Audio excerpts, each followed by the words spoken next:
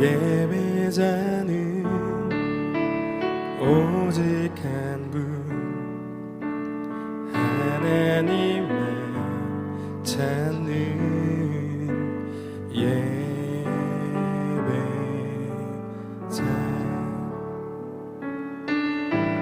내 하나님이 원하시는 예배자는 상한 영혼 깨어져 주만 찾는 예배자. 우리 같이 함께 찬양할까요? 내 하나님이 찾으시는 예배자는 오직 한 분 하나님만 찾는 예배자. 내 하나님이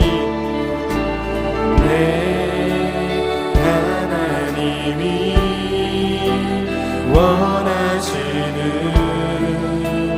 예배자는 상한 영혼 깨어져 주만 찾는 예배자. 우리 한 번만 더 고백합시다. 내 하나님이 찾으시는 내 하나님이 찾으시는 예배자는 오직 한 분 하나님만 찾는 예배자. 아멘. 내 하나님이 원하시는 내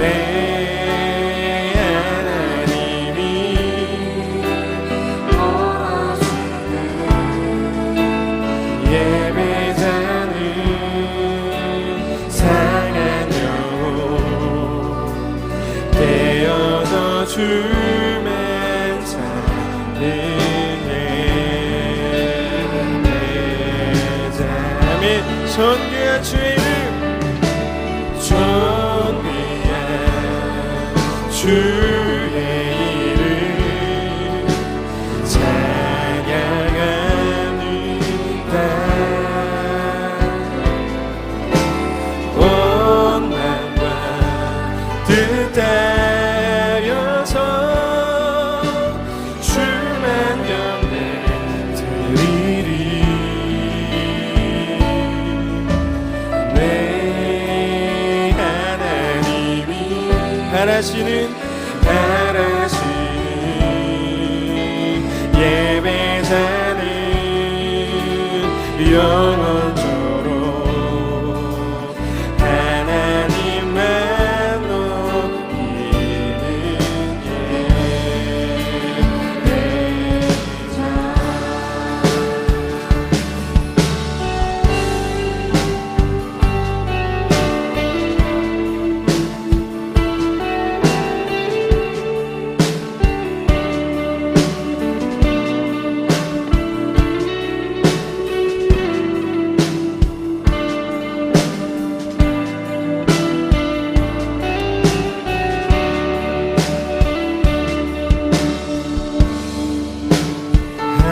하나님이 원하시는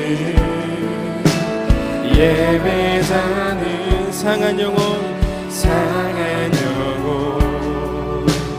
깨어져 주만 찾는 예배자. 존귀한 주의 이름, 존귀한 주의 이름 찬양합니다.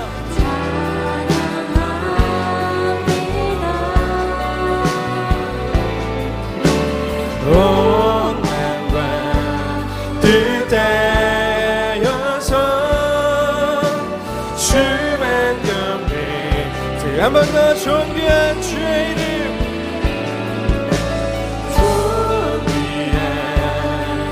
주의 이름 찬양합니다.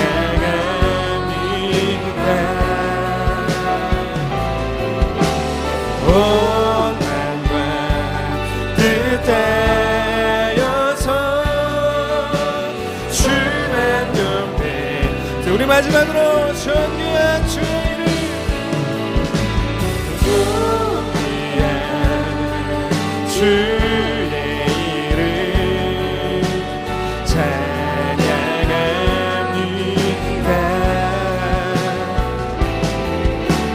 온 마음과 뜻하여서 주만 경배 드리리. 내 하나님이 바라시는 예배자는 영원토록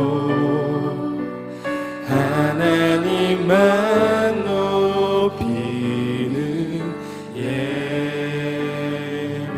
여러분의 목소리로 한 번 더. 내 하나님이 내 하나님이 바라시는 예배자는 영원토록 하나님만 높이는 예배자.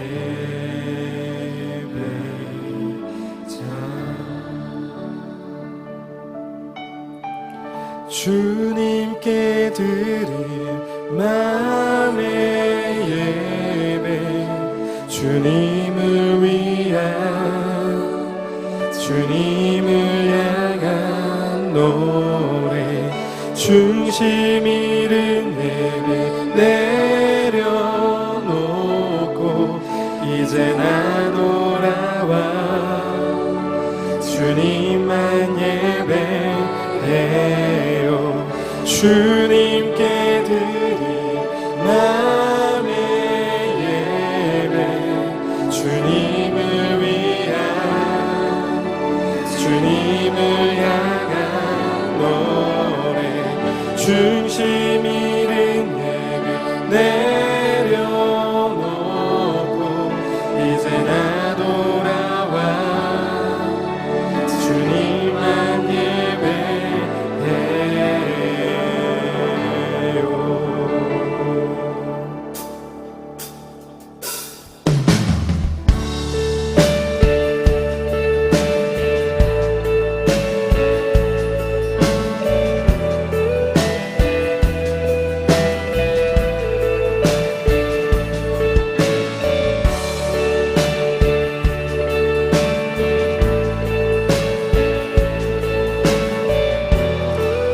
시간 우리 함께 찬양합시다. 찬양의 열기, 찬양의 열기. 모두 끝나면 주 앞에 나와 더욱 진실한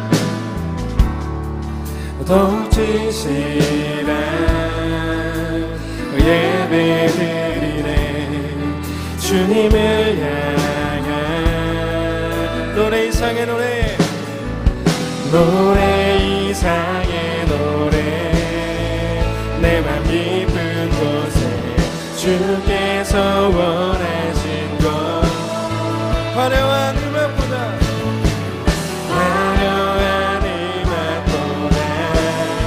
뜻없는 열정보다 중심을 원하시죠. 주님께 드릴 마음의 예배, 주님을 위한 주님을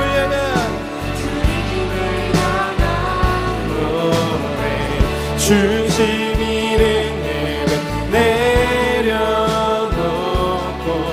이제 나 돌아와 주님만 예배해요.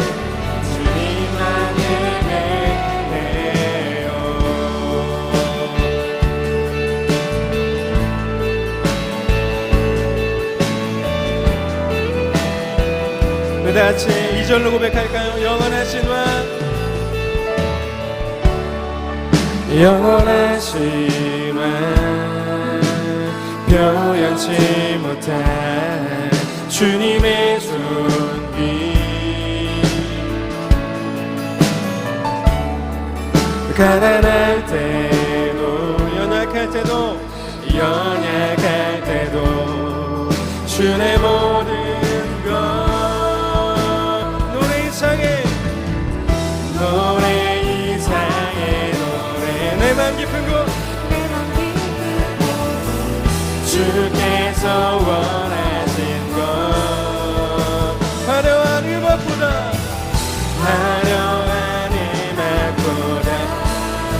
그런 열정보다 중심을 원하시죠.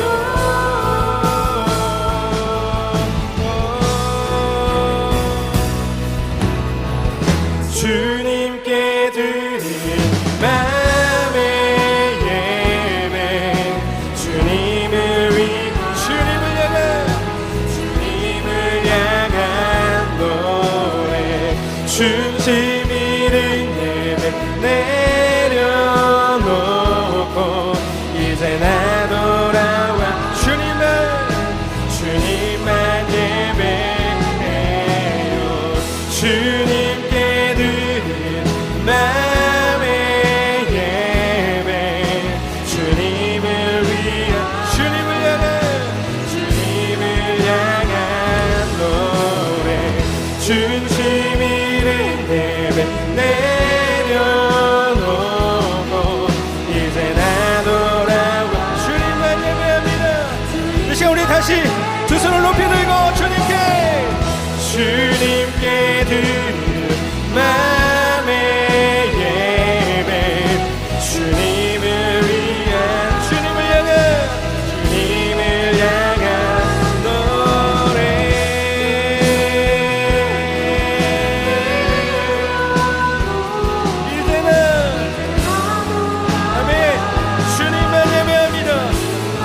다시 한번 주님께 드린 마음의 예배, 주님을 향한 노래.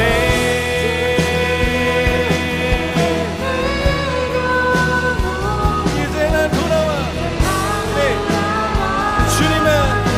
주님 우리 마지막으로 한 번 더 고백합니다. 주님께 드린 마음의 예배, 주님을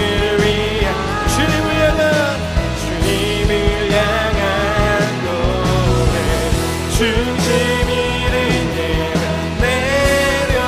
내려놓고 이제 나 돌아와 주님만 예배, 이제 나 돌아와 이제 나 돌아와 주님만 예배. 한 번 더 이제 나 돌아와 이제 나 돌아와 주님만 예배해요. 할렐루야. 우리의 찬양과 우리의 예배와 우리의 모든 영광을 받으신 하나님 앞에 박수로 영광 돌리도록 하겠습니다. 아멘.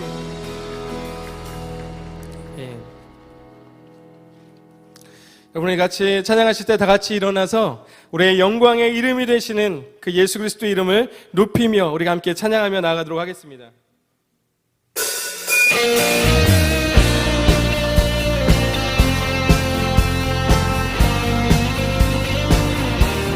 우리 처음과 나중 되시는 그 이름, 영광의 그 이름 예수 그리스도의 이름을 찬양합시다.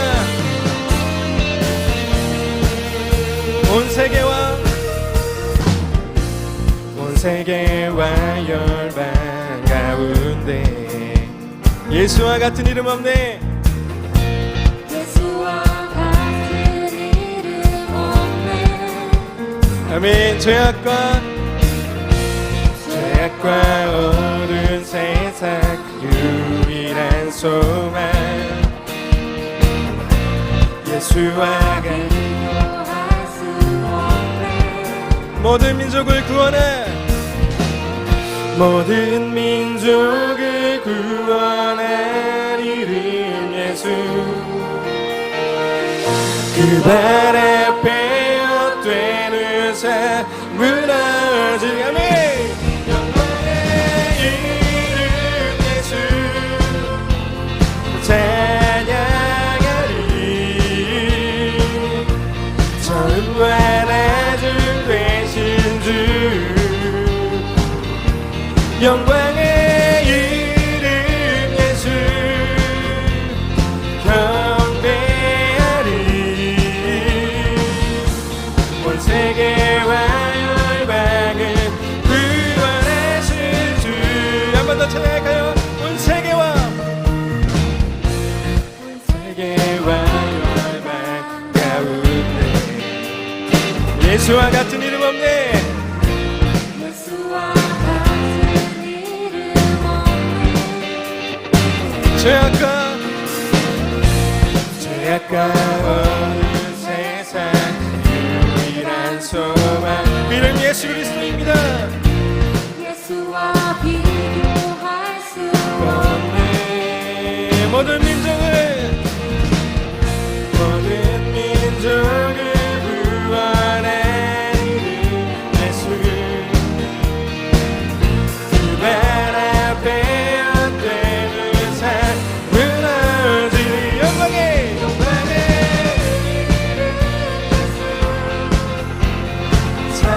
찬양하리 처음과 나중 되신 주 영광의 이름 예수 경배하리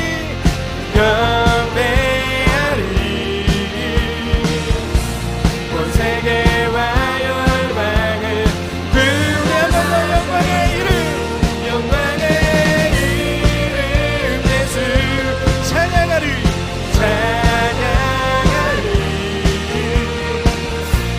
처음과 나중 되신 주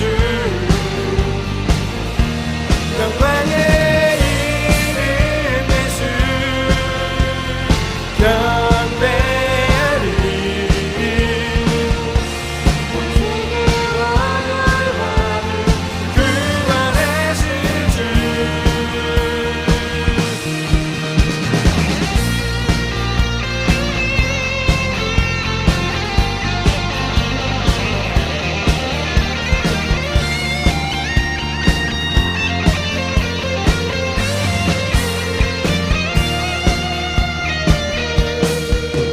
우리 위해 죽으시고 다시 사신 생명의 주 우리 위해 죽으시고 다시 사신 생명의 주 우리 위해 죽으시고 다시 사신 생명 우리 위해 죽으시고 우리 위해 죽으시고 다시 사신 생명의 주 주님만이 소망이요 변함없는 반석이라 주님만이 온 세상을 비추시네 또 죽음에서 부활하신 우리 구주 영광의 왕 주를 믿는 모든 자의 소망 되신 주를 믿네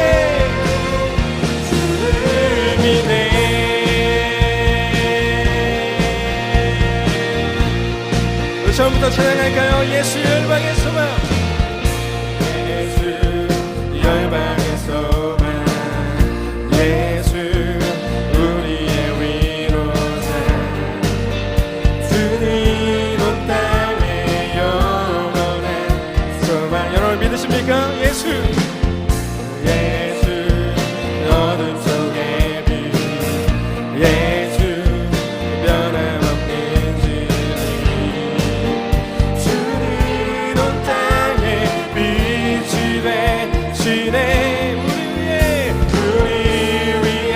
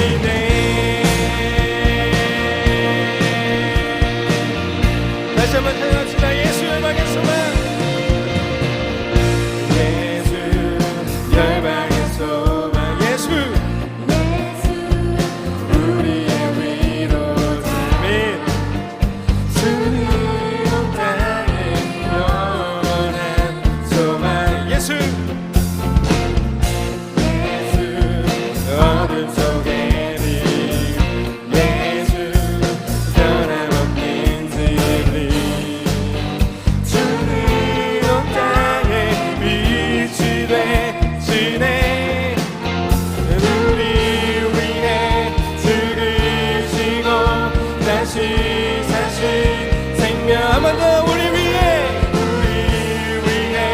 죽으시고 다시 사신 생명의 주 주님만이 소망이요 변함없는 주님만이 온 세상을 비추시네. 또 죽음에서 부활하신 우리 구주 영광의 왕 주를 믿는 모든 자의 소망. 우리 마지막으로 주님만이 소망이요 소망이요 변함없는 반석이라.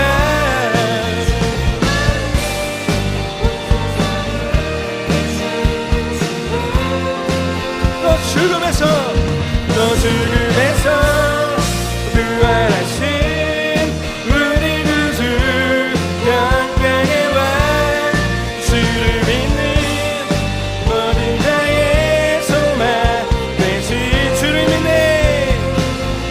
주를 믿네.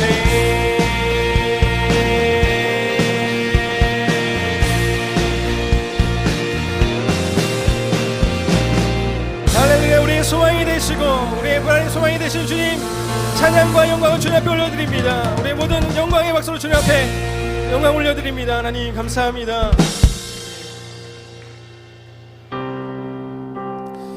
사랑하는 여러분, 오직 주님만이 우리의 찬양과 영광을 받으시기에 합당하십니다. 여러분 믿으십니까? 그분이 위대하시고 그분이 광대하시고 우리의 유일한 소망이 되시는 줄로 믿습니다. 그 예수 그리스도의 이름 우리가 이 시간 함께 높여드리기 원합니다. 모든 산과 땅과 온 만물이 주님을 찬양합니다. 우리도 이 시간 우리의 목소리를 높여 그 위대하시고 그 광대하신 주님의 영광을 같이 찬양하며 나아가길 원합니다.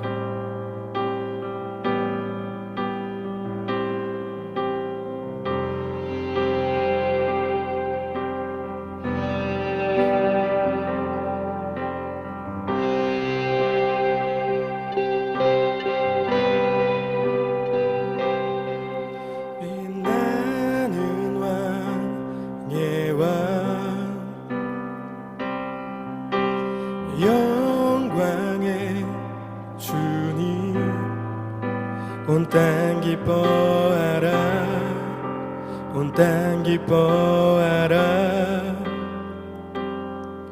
광채의 옷 입고 어두움 물리쳐 저 원수는 떠내 저 원수는 떠내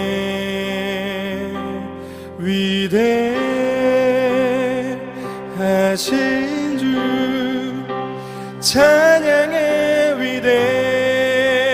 위대하신 주 모두 알게 되리라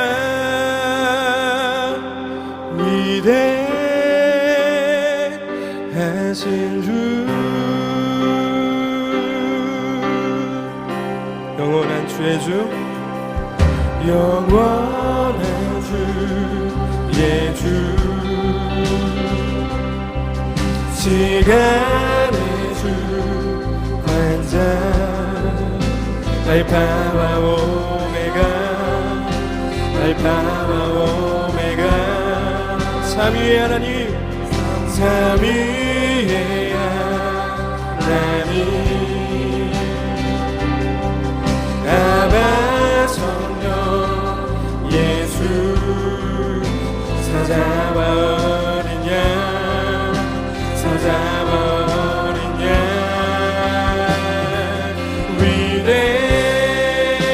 위대하신 주 찬양의 위대하신 주 모두 알게 되리라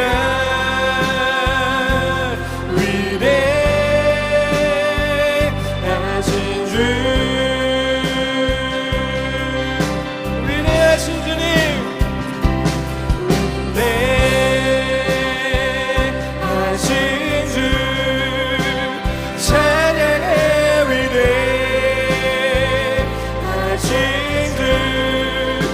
모두 알게 되리라. 위대하신 주, 우리 한 번 더 위대하신 주님 찬양합시다. 위대하신 주, 위대하신 주 찬양해. 위대하신 주 모두 알게 되리라.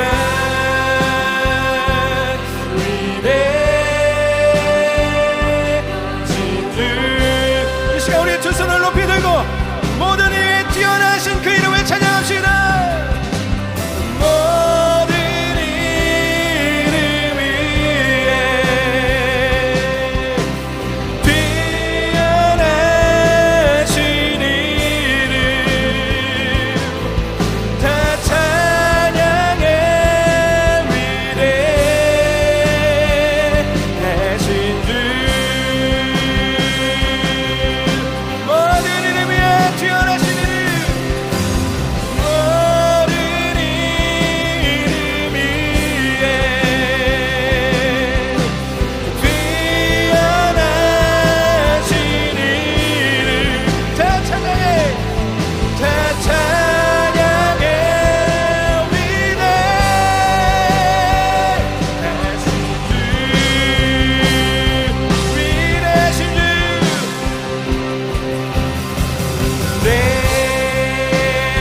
위대하신 주 찬양해. 위대하신 주 모두 알게 되리라.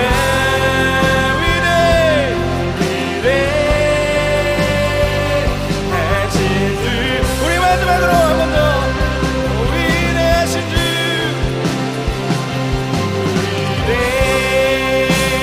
위대하신 주 찬양해.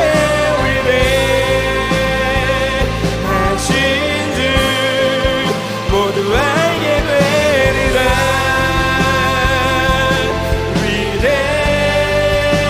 위대하신 주 온 만물이여 찬양하라. 온 땅이여 찬양하라. 온 땅이여 주님께 외쳐라. 능력과 위엄의 왕 되신 주, 산과 바다 소리쳐 주의 이름을 높이리. 수행하는 기뻐 노래하며 영원히 주님을 사랑하리라. 신실하신 주의 약속 나 받았네. 한 번 더 온 땅이여 주님께,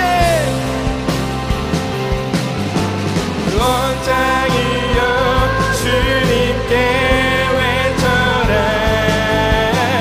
능력과 위엄의 왕 되신 주, 산과 바다 소리쳐 주의 이름을 높이리. 수행하는 기뻐 노래하며 영원히 주님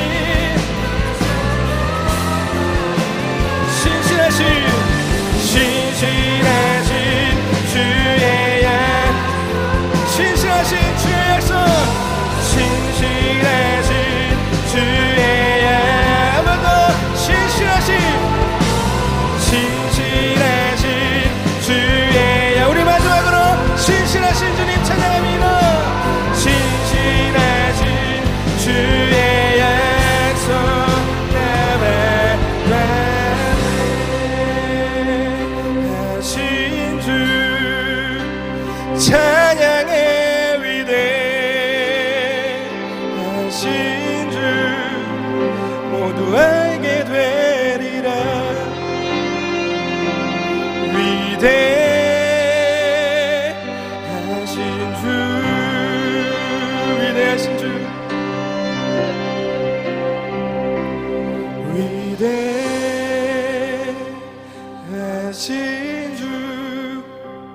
찬양의 위대하신 주.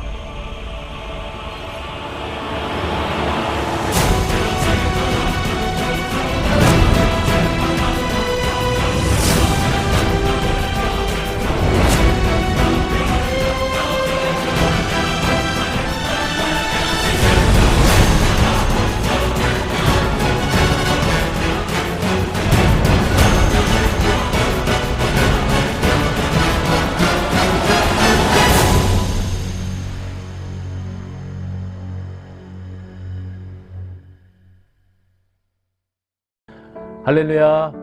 오늘도 군성교TV로 예배하는 우리 사랑하는 성도들과 용사 모두에게 하나님의 은혜와 축복이 함께 하기를 주의 이름으로 축복하겠습니다.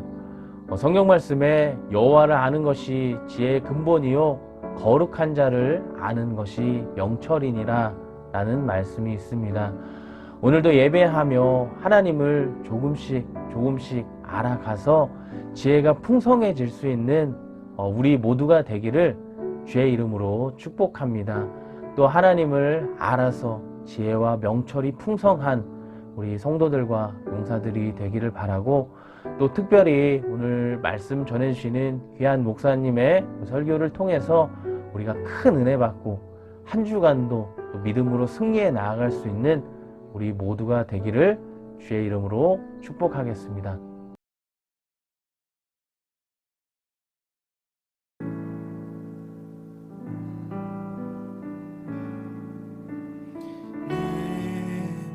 하나님이 찾으시는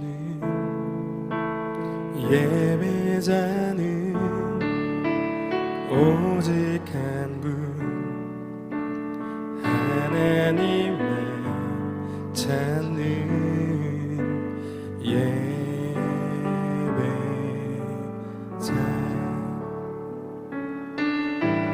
내 하나님이 원하시는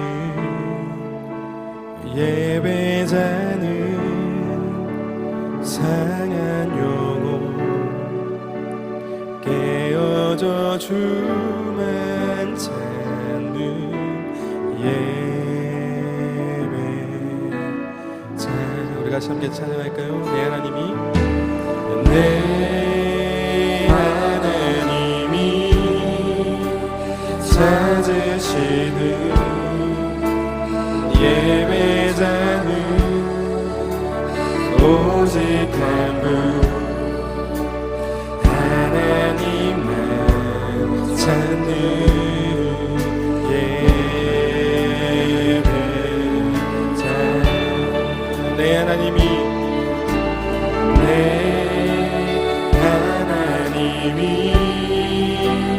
원하시는 예배자는 상한 영혼 깨어져 주만 찾는 일. 우리 한 번만 더 고백합시다. 내 하나님이 찾으시는 내 하나님이 찾으시는 예배자는 오직 한 분 하나님만 찾는 예배자. 아멘. 내 하나님이 원하시는 내 하나님이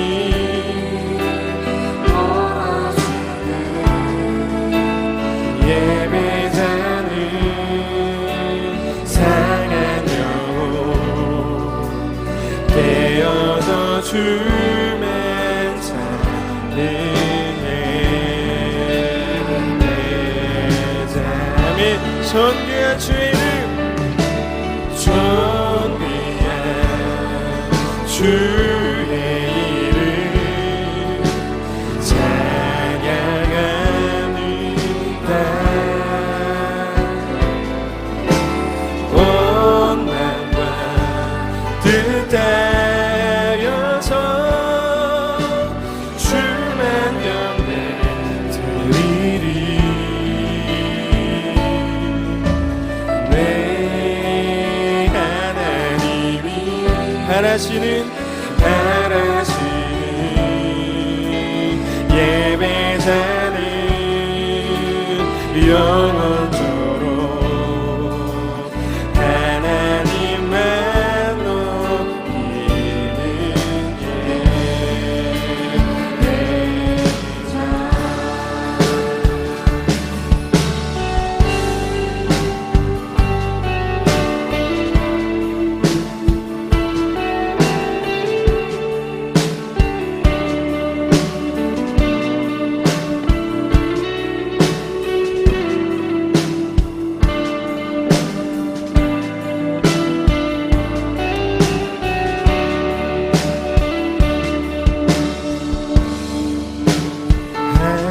하나님이 원하시는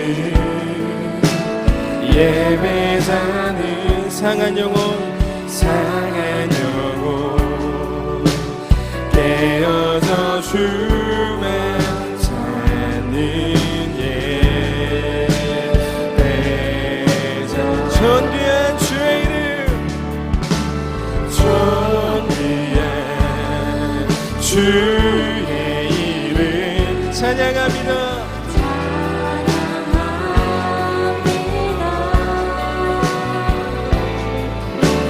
온 마음과 뜻하여서 주만 영광. 한 번 더 존귀한 주의 이름, 존귀한 주의 이름 찬양합니다.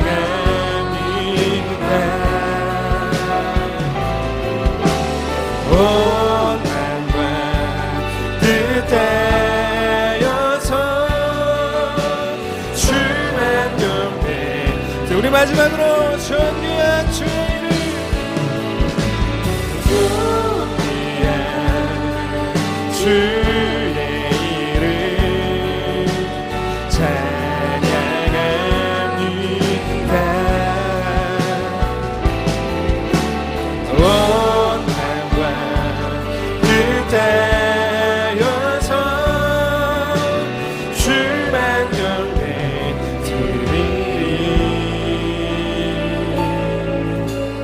내 하나님이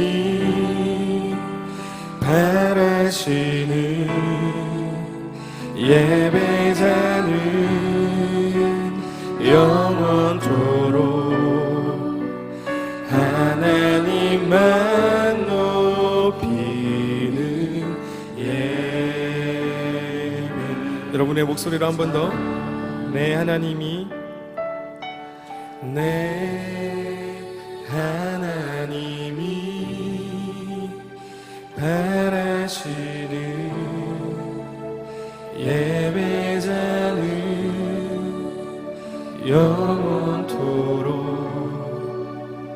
하나님만 높이는 예배자.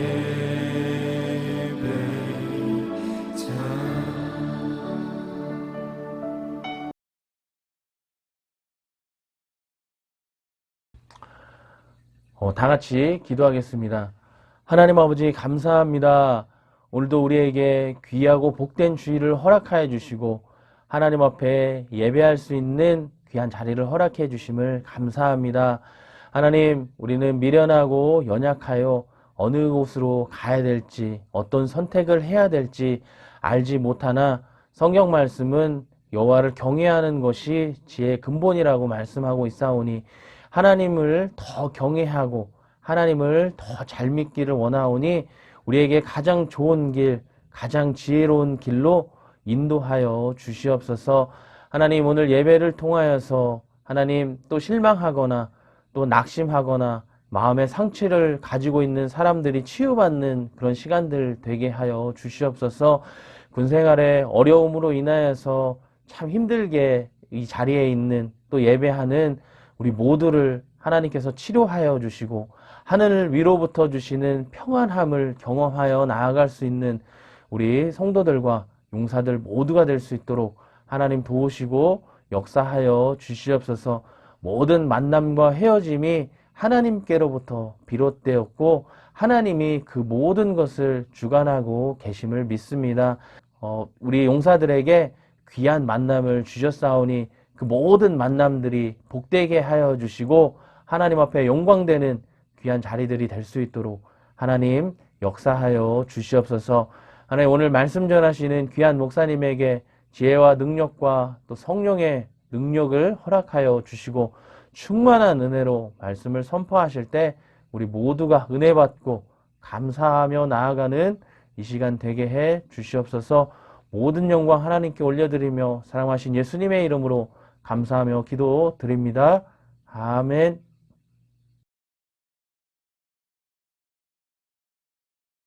오직 시온이 이르기를 여호와께서 나를 버리시며 주께서 나를 잊으셨다 하였거니와 여인이 어찌 그 젖 먹는 자식을 잊겠으며 자기 태에서 난 아들을 긍휼히 여기지 않겠느냐. 그들은 혹시 잊을지라도 나는 너를 잊지 아니할 것이라. 내가 너를 내 손바닥에 새겼고 너의 성벽이 항상 내 앞에 있나니 내 자녀들은 빨리 걸으며 너를 헐며 너를 황폐하게 하던 자들은 너를 떠나가리라. 내 눈을 들어 사방을 보라.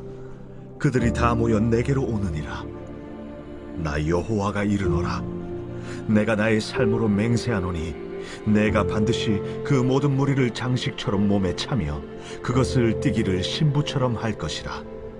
이는 내 황폐하고 적막한 곳들과 내 파멸을 당하였던 땅이 이제는 주민이 많아 좁게 될 것이며 너를 삼켰던 자들이 멀리 떠날 것이니라.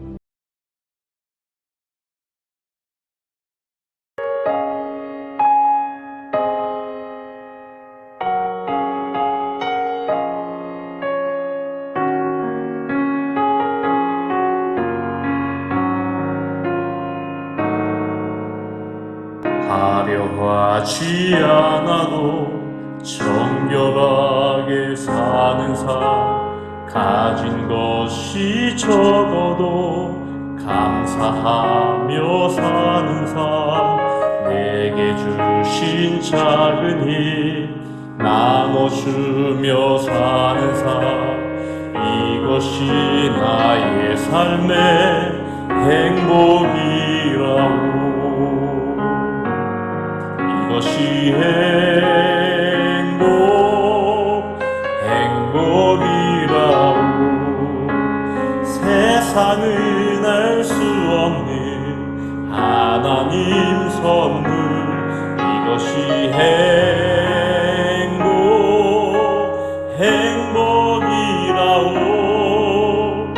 하나님의 자녀로 살아가는 것,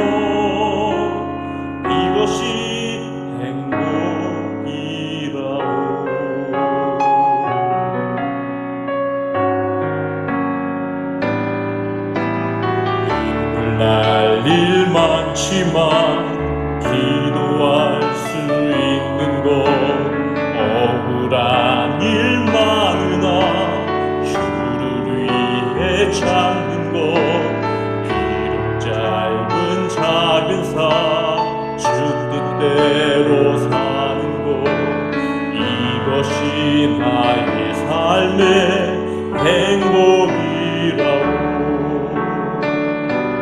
이것이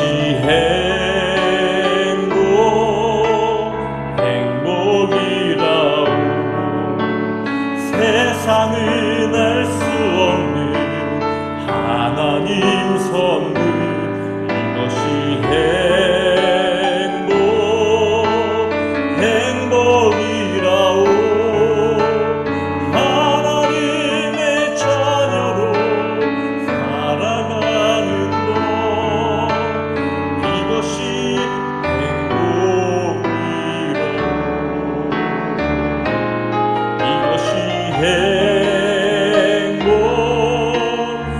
행복이라고 세상은 알 수 없는 하나님 선물 이것이 행복이라고 하나님의 자녀로 살아가는 것 이것이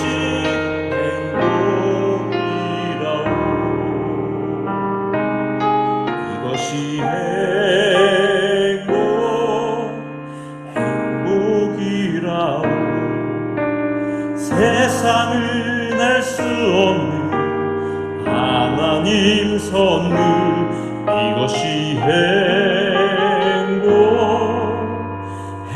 행복이라고 하나님의 자녀로 살아가는 것 이것이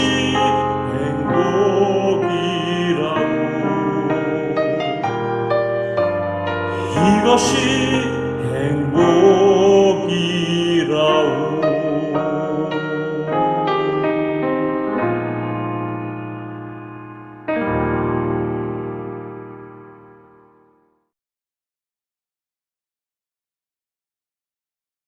회복, 처음으로 돌아가는 것이라는 제목으로 말씀의 은혜를 나누고자 합니다. 회복이라는 단어는 히브리어로 슈브라는 단어입니다. 그 뜻은 선회하다, 돌아가다, 되살아나다, 돌려주다 라는 의미가 있습니다. 한마디로 회복은 처음의 상태로 돌아가는 것, 그것이 회복의 의미인 것입니다. 병에 걸린 자가 건강했던 처음의 모습으로 돌아가는 것, 그것이 회복입니다. 죄로 인해 마음이 황폐한 사람이 평온했던 마음의 상태로 돌아가는 것, 그것이 회복입니다. 깨지고 갈라진 관계가 처음 좋았던, 그리고 사랑했던 처음의 관계로 돌아가는 것, 그것이 회복입니다. 죄와 정욕으로 무너진 하나님과의 관계가 다시 하나님을 사모하고 하나님을 사랑하고 또 하나님 말씀에 순종하는 모습으로 돌아가는 것, 그것이 회복인 것입니다. 오늘 본문에 나오는 이스라엘 사람들은 그들의 죄로 인해 하나님과의 관계가 무너졌습니다. 하나님과의 관계가 완전히 차단됐습니다. 그리고 그 무너진 자리에 그들은 또 다른 우상을 세워놓고 그 우상을 섬기기 시작합니다. 그 우상이 바로 몰렉입니다. 제가 생각했을 때 이 몰렉이라는 우상은 지구상에 존재하는 최악 중에 최악의 우상이 바로 이 몰렉이라 생각을 합니다. 왜 이 몰렉이 최악 중에 최악인 우상이냐면 이 몰렉 우상에게 하는 제사의 형태가 너무 끔찍합니다. 몰렉에게 바치는 제물이 짐승이 아니라 사람을 바쳤습니다. 인신 제사를 했던 우상이 바로 이 몰렉이었습니다. 그런데 정말 끔찍한 사실은 이스라엘 사람들은 이 몰렉 우상 앞에 사람을 인신 제사를 하는데 그 대상이 누구냐면 그들의 자녀들이었습니다. 그들의 어린 자녀들이었습니다. 그러니까 몰렉이라는 우상 그 밑에다가 불을 떼웁니다. 그럼 그 우상이 빨갛게 달아오르겠죠. 그러면 그 위에다가 자신의 자녀, 살아서 숨쉬는 그 어린 자녀를 그 우상에 올려놓고 불에 태웁니다. 이것보다 더 끔찍한 우상이 어디 있겠습니까? 우상 숭배의 이성이 마비됐고 비상식이 상식이 되어버렸습니다. 하나님은 그들을 더 이상 가만 놔둘 수가 없죠. 그래서 하나님은 결정을 하십니다. 내가 이스라엘 백성들을 심판하겠다. 그 하나님의 마음과 결정을 선지자 이사야에게 전달하십니다. 그리고 이사야는 그 하나님의 마음과 뜻을 이스라엘 백성들에게 자신의 자녀를 몰렉에게 바치며 불에 태워 죽이는 끔찍한 정상적이지 못한 이스라엘 사람들에게 하나님의 심판의 말씀을 선포하자 다행히 그들의 정신이 제정신으로 돌아와서 하나님 앞에 그들의 죄를 뉘우치고 다시 하나님을 부르짖기 시작합니다. 참 좋으신 우리 하나님은 그들이 하나님 앞에 돌아와서 회개하고 다시 하나님 앞에 무릎 꿇고 하나님을 찾을 때에 하나님의 마음은 또 바뀌십니다. 그들의 죄를 용서하시고 또 그들을 처음의 상태로 회복시켜 주시겠다라는 약속의 말씀, 축복의 말씀을 해 주십니다. 그게 오늘 본문의 말씀입니다. 자, 저는 오늘 이 본문의 말씀을 가지고 딱 한 가지 하나님의 은혜를 찾아보고 말씀을 드리고자 합니다. 여러분, 분명히 이스라엘 사람들은 하나님을 떠났습니다. 그리고 그들의 죄와 정욕으로 마음대로 살았습니다. 심지어 몰렉이라는 우상 앞에 자신들의 자녀를 불에 태워 죽이는 정말 상상할 수도 없는 끔찍한 악행을 저지르며 살았던 사람들이었습니다. 그들이 하나님의 심판을 받는 것은 지극히 당연한 것이고 그것을 뭐라 할 사람은 사실 없죠. 어떻게 자신의 자녀를 죽이면서까지 우상을 섬기겠습니까? 하나님의 심판을 받는다 하더라도 그들에게는 핑계거리가 없는 상태였습니다. 그럼에도 불구하고 하나님은 그들을 심판하지 않으시고 오히려 용서해 주시고 그들을 처음의 상태로 회복시켜 주시겠다는 놀라운 축복의 말씀을 약속해 주십니다. 왜 그러셨을까요? 도대체 그 이유가 어디에 있냐는 말씀입니다. 누가 봐도 이스라엘 사람들은 심판받아야 마땅합니다. 다른 것을 떠나서 자신의 자녀들을 불에 태워 죽이는 이런 끔찍한 범죄를 저지르는 백성들을 어떻게 하나님 공의로우신 하나님이 그들을 살려주시겠습니까? 그럼에도 불구하고 하나님은 그들을 살려주시고 용서해 주시고 처음의 상태로 회복시켜 주시겠다는 약속의 말씀, 이 축복의 말씀을 해 주셨던 겁니다. 그 이유가 바로 15절과 16절에 하나님이 말씀해 주고 있습니다. 여인이 자기의 젖먹이를 어찌 잊으랴? 자기가 낳은 아이를 어찌 가엾게 여기지 않으랴? 어미는 혹시 잊을지 몰라도 나는 결코 너를 잊지 아니하리라. 너는 나의 두 손바닥에 새겨져 있고 너 시온의 성벽은 항상 나의 눈앞에 있다. 죄를 회개하고 돌아왔을 때 하나님은 그들을 엄마가 젖먹이를 품고 가엾게 여기는 것처럼 그들을 품어주셨고 그들을 용서해 주셨고 그들을 가엾게 여겨주셨습니다. 한 가지 주목해야 할 사실은 15절의 말씀은 하나님과 우리의 관계를 어머니와 젖먹이 아이의 관계를 비유하시며 말씀하셨다는 것입니다. 여러분 성경을 자세히 보시면 하나님과 우리의 관계, 하나님과 이스라엘의 관계를 아버지와 아들의 관계로만 말씀하시고 비유해 주셨습니다. 그런데 오늘 이 본문에서는 아버지와 아들의 관계, 아버지와 딸의 관계가 아니라 엄마와 젖먹이 아기와의 관계를 비유로 말씀해 주셨다는 것입니다. 저는 이 말씀에 하나님의 의도가 분명히 있다라고 생각을 합니다.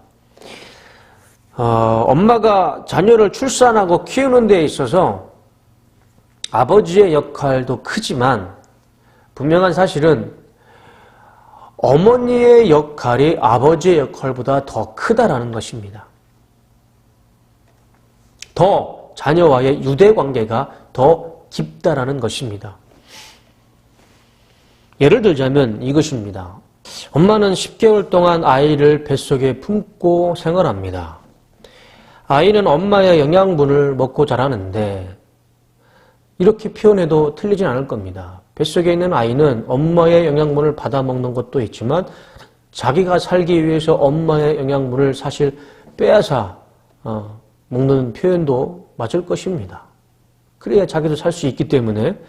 또 임신기간 동안 엄마는 아파도 약을 먹지 않습니다. 웬만하면 아파도 참고 견딥니다. 왜냐하면 그 약의 기운이 뱃속에 있는 아이에게까지 가서 부정적인 영향을 미칠 수 있기 때문에 임신한 엄마는 아파도 그냥 참고 견딥니다. 또 입덧 때문에 제대로 음식을 먹지 못합니다. 먹고 싶은 음식도 배부르게 먹지 못합니다. 음식 냄새조차 싫을 정도로 입덧이 심한 분들이 있죠. 막달이 다가올수록 아이가 뱃속에서 커질수록 엄마 배는 무겁습니다. 그래서 잘 때 똑바로 누울 수가 없죠. 그래서 밤새도록 옆으로만 누워서 잠을 자게 됩니다. 또 출산하는 날을 보면 자연분만이든 제왕절개 수술이든 분명한 사실 하나는 어떤 아이가 됐든 또 어떤 방법이 됐든 엄마는 자신의 생사를 찢어서 아이를 출산하게 됩니다. 우리 가운데 단 한 명도 태어나는 과정 속에서 엄마의 피를 묻히지 않고 어머니에게 고통을 주지 않고 태어난 사람은 한 사람도 없습니다. 그런 사람은 존재할 수가 없죠. 또 그렇게 어머니에게 고통과 또 큰 희생을 대가를 치르고 태어난 그 아이는 밥을 먹을 수 없기 때문에 무엇을 먹습니까? 엄마에 있어서 최고의 영양분인 모유를 먹고 그 어린 아기는 생존하게 됩니다. 아이에게 있어서 엄마는 엄마 이상의 의미입니다. 엄마는 아이에게 또 다른 생명입니다. 엄마가 없이는 아이의 생명을 유지할 수가 없습니다. 생존 자체를 할 수가 없죠.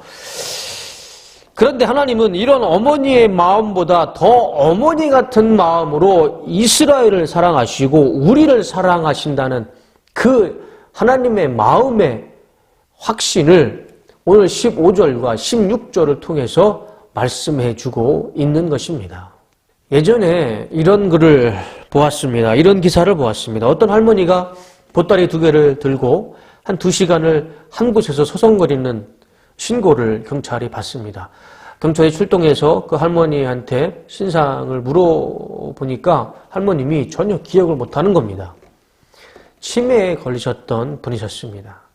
자신의 이름도 집도 또 여기가 어디인지도 전혀 기억을 못하시는 치매에 걸리신 분이셨습니다. 그런데 한 가지 기억하는 것이 있는데 어디 병원에 가야 한다는 그 말씀만 하시는 겁니다. 경찰이 그래도 하나의 희망을 걸고 그 할머님이 이야기하는 병원에 모셔다 드렸습니다. 가서 보니까 거기에 누가 있었냐면 아이를 출산한 이 할머님의 딸이 입원해 있었던 것입니다. 가족들에게 딸이 어디 병원에서 출산했다는 소식을 듣고는 할머니가 보따리를 들고 그 딸을 찾으러 나갔던 겁니다. 그 딸을 보자마자 할머니 지금까지 들고 있던 보따리를 풀어서 내놓는데 그 속에는 뭐가 있었냐면 미역국이 있었고 반찬이 있었고 하얀 쌀밥이 있었고 또 하나의 보따리에는 담요가 있었습니다. 그거를 출산하고 있는 병원 베드에 누워있는 딸에게 이렇게 내주면서 아무 말씀 없이 먹으려는 손짓을 하는 치매에 걸린 할머니의 기사를 본 적이 있습니다. 2019년 1월 기사에는 이런 기사가 나왔습니다. 중국 장수성 난징시에 사는 마라는 할머니가 갑자기 집에서 사라졌습니다. 이 할머니 역시 치매에 걸리신 분이었습니다. 딸이 경찰에 신고를 했고 경찰과 같이 할머니를 찾았지만 할머니는 어디에도 보이지 않았습니다. 그러는 중에 난징 공대 부설 유치원에서 어떤 할머니가 계속 소송거리며 돌아가지 않는다라는 신고 전화가 왔습니다. 그래서 혹시라도 하는 마음으로 경찰과 그 딸이 난징 공대 부설 유치원에 가보게 됩니다.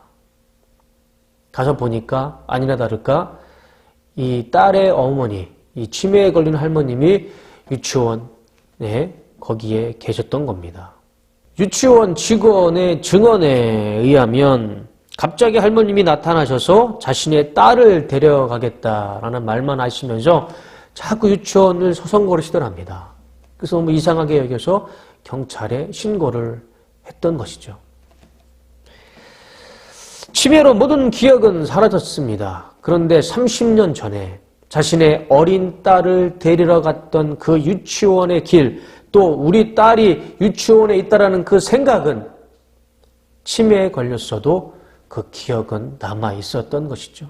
이 두 분의 어머니는 치매로 인해 기억을 다 상실했습니다. 그런데 딸의 출산 소식을 들은 이 어머니는 본인이 직접 만들어서 먹이고 싶은 마음에 미역국을 끓이고 하얀 쌀밥을 만들고 또 딸이 좋아하는 밑반찬을 만들어서 또 담요를 챙겨서 거기가 어디 있는지도 모르면서 그 병원이 어딘지도 모르면서 치매에 걸린 상태로 보따리 2개를 들고 자신의 출산한 딸을 찾아갔던 겁니다. 또 치매 때문에 집도 못 찾는 상태가 됐지만 30년 전에 어린 딸을 데리러 갔던 그 유치원의 기억은 어머니 머릿속에 남아 있어서 자기 집도 못 찾아가는 그런 상황에, 그 혼란한 상황에 어린 딸을 유치원에 데리러 갔던 이 할머니의 모습을 보면서 자식을 사랑하는 어머니의 마음은, 엄마의 마음은 치매라도 지울 수가 없는 것 같습니다. 하나님도 본문 15절에서 말씀합니다. 엄마가 젖먹이를 어떻게 잊을 수 있느냐? 자기가 낳은 아이를 어찌 가엾게 여기지 않을 수 있겠느냐? 혹시라도 그 어머니가 실수로 그 아이를 잊어버릴 수는 있을지 몰라도 나는 결코 너희를 잊지 않을 것이다. 너희는 내 두 손바닥에 새겨진 나의 자녀다. 나의 백성이다. 이것이 우리가 아무리 큰 죄를 지었어도, 우리가 어떤 끔찍한 죄를 지었어도 하나님이 우리를 용서해 주시고 회복시켜 주시는 하나님의 마음이고 하나님의 본성인 것입니다. 하나님은 우리의 아버지이십니다. 또한 하나님은 우리에게 어머니와 같은 분이 되시기도 합니다. 설교를 마치겠습니다. 지금 내 삶에 깨진 것이 있습니까? 산산조각 무너져서 절망 가운데, 아픔 가운데 있습니까? 몰렉처럼 비상식이 상식이 되고 죄와 정욕 때문에 부끄러운 모습이, 잘못된 모습이 내 삶 가운데 있습니까? 그러면 하나님께 돌아오시기 바랍니다. 돌아오셔서 하나님께 회개하고 하나님을 부르짖으시기 바랍니다. 그러면 하나님은 우리의 모든 죄를 용서해 주시고 품어주실 것입니다. 아버지처럼 또 어머니처럼. 그리고 처음 순수하고 온전했던 어린아이와 같은 순수한 그 처음의 모습으로 우리를 회복시켜 주실 것입니다. 또한 이런 하나님의 회복이 있어야 우리는 제대로 인생을 살아갈 수 있는 것입니다.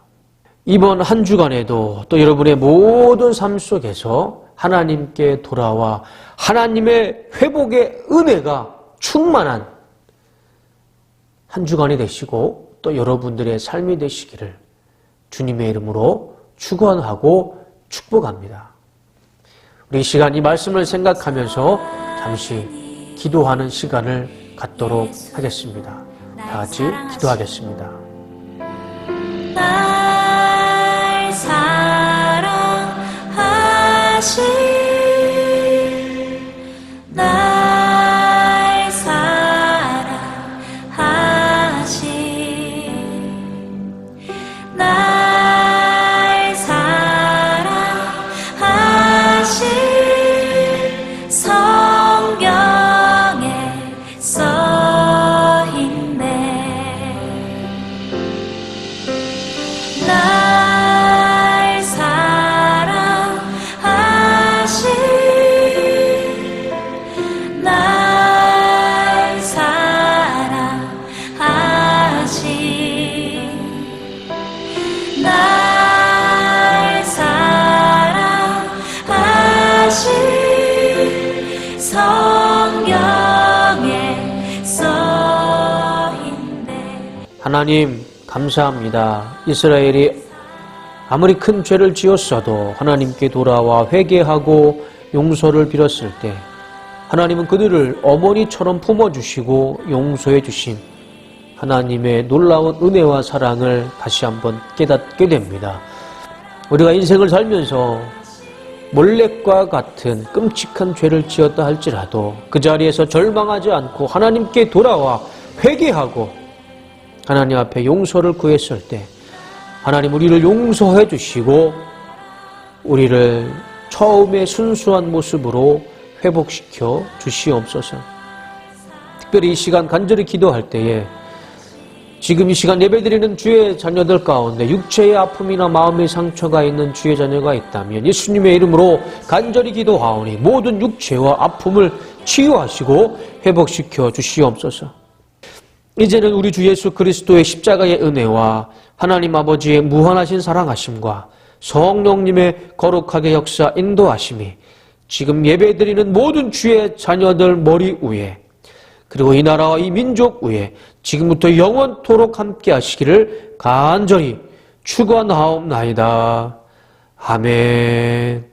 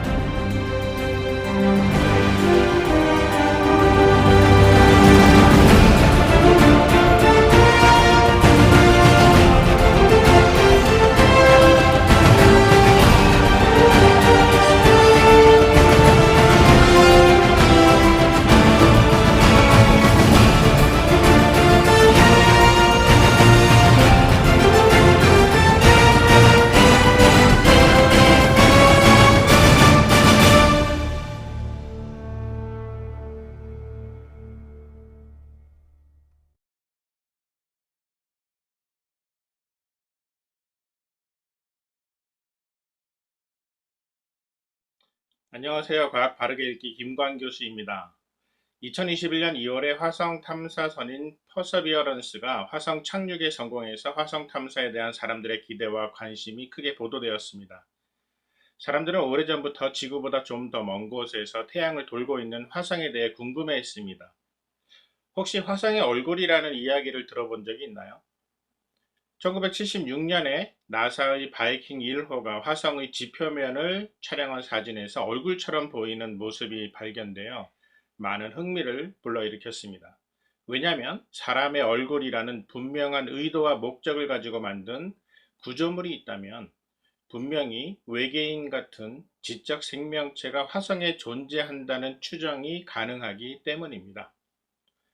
그런데 그 이후에 1998년 2001년, 2006년 등 점점 더 성능이 좋은 카메라로 화성의 표면을 촬영한 사진들이 공개되면서 더 이상 화성의 얼굴은 특별한 구조물이 아니라 바위산에 불과하다는 결론이 났습니다.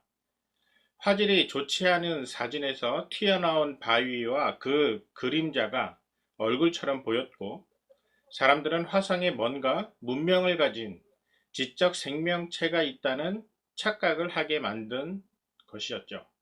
1997년에 개봉된 콘택트라는 영화가 있습니다. 이 영화에는 전파 망원경으로 지구 밖의 우주에서 신호를 수신하는 장면이 나오는데, 주인공이 어느 날 수신된 신호에서 특별한 패턴을 찾아냅니다. 이 패턴은 바로 2, 3, 5, 7, 11, 13 이렇게 수학에서 소수라고 부르는 숫자들이 순서대로 나온 것입니다. 아무런 의미 없는 잡음처럼 보이는 신호 중에 특별한 의도를 가진 신호가 있다는 것은 분명히 지적인 존재가 만들어낸 것으로 볼 수밖에 없다는 것입니다. 실제로 지구 밖의 우주에서 들어오는 신호를 수신하여 그 안에 외계의 지적 생명체의 존재를 확인하려는 연구가 세티라는 이름의 프로젝트로 1980년대에 시작하여 지금까지 진행되고 있습니다. 이런 연구의 바탕에 깔려있는 기본적인 생각은 특별한 의도로 만들어진 신호, 즉 정보는 반드시 지적인 생명체가 만들어낸 것일 수밖에 없다는 것입니다. 오늘 이야기에서 꼭 기억해야 하는 것이 바로 이것입니다. 정보는 반드시 지적인 존재를 통해서만 만들어질 수 있습니다. 생명체의 정보 이야기, 지금 시작해 보겠습니다. 여러분 혹시 컴퓨터의 키보드로 아무렇게나 타이핑을 하게 된다면 뭔가 의미 있는 단어나 문장이 만들어질 수 있을까요? 예를 들어 이런 무작위적인 과정을 통해 어떤 시나 소설의 일부분과 똑같은 문장이 우연히 타이핑 될 수 있을까요? 이와 관련된 실제 실험이 있었습니다. 예전에 영국 플리머스 대학의 연구진이 동물원에 있는 6마리의 원숭이에게 키보드와 컴퓨터 스크린을 설치해주고 무언가를 타이핑하는 실험을 몇 주 동안 진행하였습니다. 물론 실험 초반에 원숭이들은 컴퓨터의 키보드를 타이핑하는 행동 자체를 하려고도 하지 않았습니다. 실험이 끝난 후 원숭이들이 타이핑한 내용이 여러 페이지가 나왔지만 이 중에서 의미 있는 제대로 된 단어는 단 하나도 찾아볼 수 없었습니다. 이런 실험을 통해 무작위적으로 알파벳을 타이핑하는 일을 아주 오랫동안 진행한다면 소설책 몇 페이지 정도는 우연히 만들어질 수도 있지 않을까라는 기대를 했지만 결국 실험은 실패로 끝났습니다. 시나 소설 속의 단순한 문장 하나라도 우연히 생겨나지 않습니다. 왜냐하면 겉모습은 알파벳과 같은 문자 기호를 나열한 것이지만 핵심은 바로 문장 속에 글자의 순서가 의미를 가지고 있기 때문입니다. 그래서 정보라고 부르는 것입니다. 영어로 쓰인 한 권의 소설책을 기계적으로 분해하면 수많은 문장으로 나눌 수 있으며 이 문장들은 결국 26개 종류의 알파벳들로 구성된 수많은 단어로 나눠집니다. 알파벳 글자를 좀 더 간단한 방식으로 표현하는 규칙이 있습니다. 바로 모스부호입니다. 모스부호는 문자 정보를 짧은 신호와 긴 신호의 조합으로 전송하는 방법입니다. 모스부호는 전기 신호나 전파뿐만 아니라 소리, 빛, 색깔 등 다양한 매개체를 이용하여 전달될 수 있습니다. 영어 알파벳의 경우에는 모스부호가 세 가지 종류, 즉 선, 점, 그리고 글자 사이를 나타내는 공백 기호로 나눌 수 있습니다. 예를 들어 모스부호로 점점점, 선선선, 점점점 이라는 신호를 만들어 보낸다면 영어로는 SOS, 그러니까 구조 요청이라는 정보를 전달할 수 있습니다. 실제로 이런 구조 신호를 불빛이나 소리 등의 다양한 물질에 담아서 전달하면 이 정보를 받아서 해독할 수 있는 사람에게 누군가가 구조 요청을 하고 있다라는 사실이 알려지게 됩니다.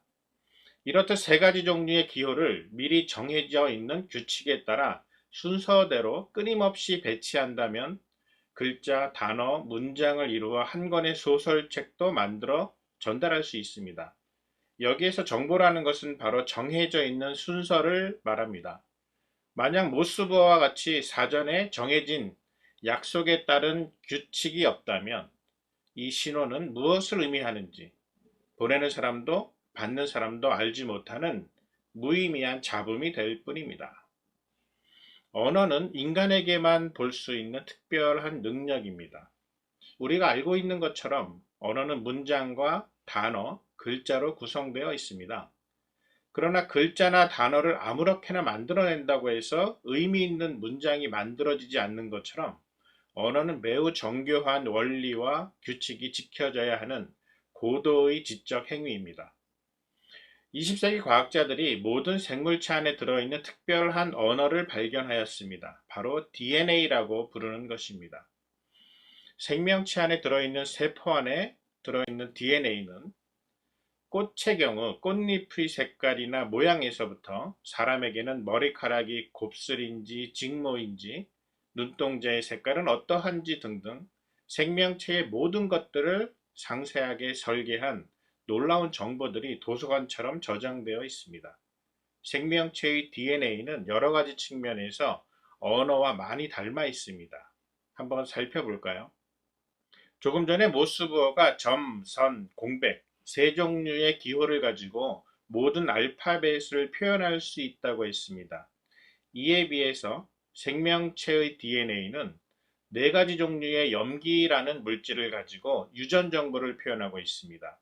모스부호의 세 종류의 기호를 3개에서 5개 정도 연결해서 26개의 알파벳 중 한 글자를 표현하는 것처럼 DNA는 4종류의 염기 중에 3개를 연결해서 20가지 종류의 아미노산 중에 하나를 표현할 수 있습니다. 이렇게 하나의 아미노산을 결정하는 데 사용되는 3개짜리 염기 순서를 가리켜 코돈이라고 부릅니다. 그러니까 코돈 하나가 영어의 알파벳 한 글자라고 비유할 수 있습니다. 이런 알파벳이 특별한 순서에 따라 여러 개가 순서대로 결합하면 영어 단어 하나를 만들어내는 것이죠. 이처럼 코돈 한 개가 가리키는 아미노산을 특별한 순서에 따라 수백 개 이상 결합하게 되면 단백질 분자를 하나 만들어낼 수 있습니다. 다시 말하면 DNA 속에 들어있는 코돈 수백 수천 개의 순서는 특별한 단백질을 만들어내는 조립설명서의 역할을 하게 된다는 것이죠. 단백질은 생명체를 구성하는 데 매우 중요한 성분으로 현재까지 수십만 종류의 단백질이 알려져 있습니다. 간단하게 정리하자면 4종류의 염기 중 단 3개로 표현하는 코돈으로 알파벳과 같은 20개의 아미노산 중 한 가지를 의미하게 되고 이런 코돈이라는 유전자 알파벳을 통해서 어떤 생물이건 간에 그 생물에 필요한 단백질들을 모두 만들어낼 수 있는 설계도가 생명체 안에 들어있다는 것입니다. 이렇듯 생명체는 복잡하고 치밀하게 설계된 유전 정보로 가득합니다. 마치 컴퓨터를 움직이는 소프트웨어가 복잡하고 치밀하게 설계된 프로그램에 따라 움직이는 것처럼 말이죠. 초보 프로그래머가 만든 프로그램은 에러가 발생하면서 제대로 동작하지 않는 경우가 있습니다.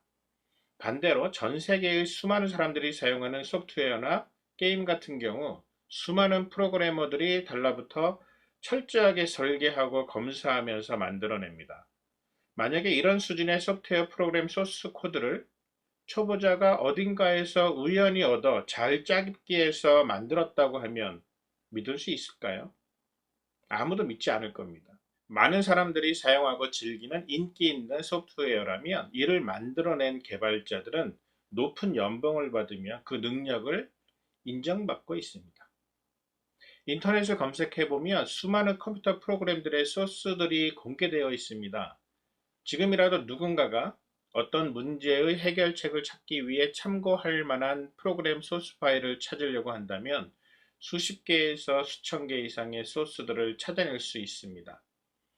그리고 찾아낸 소스들 중에는 비슷비슷한 소스들도 많이 볼 수 있습니다. 이때 비슷해 보이는 소스들 중에 어떤 소스가 최초의 원본인지 또 그 저자가 누구인지는 알기 어려울 수 있습니다. 하지만 어느 누구도 이런 프로그램 소스들이 프로그래머 없이 우연히 만들어졌다고는 생각하지 않습니다. 프로그램 소스의 존재는 필연적으로 프로그래머의 존재를 암시하기 때문입니다. 그렇기 때문에 어떤 소프트웨어의 성능이 훌륭하다면 그 프로그램 소스를 만든 프로그래머의 능력이 대단하다고 인정하고 칭찬해야 하지 않을까요? 사실 생명체 내에 들어있는 유전 정보는 생명체를 존재하게 해주는 매우 훌륭하게 제작된 소프트웨어와도 같습니다. 그리고 이런 생명체 소프트웨어의 소스코드가 바로 DNA 속에 들어있습니다.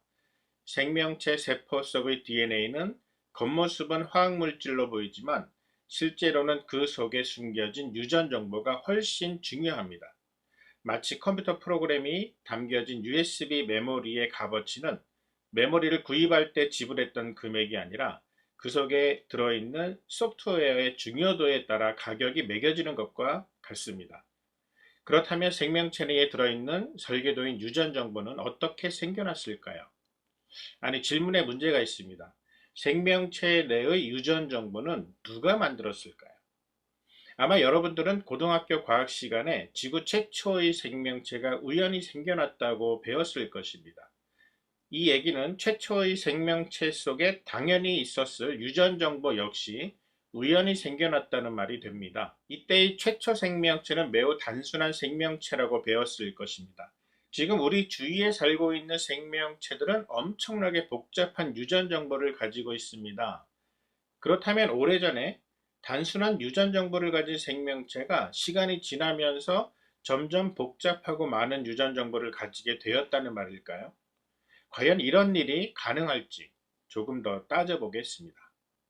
이전에 살던 생명체에는 없었던 유전 정보가 시간이 지나면서 우연하게 새롭게 생기거나 추가될 수 있는지 다음과 같은 간단한 예를 들어볼 수 있습니다.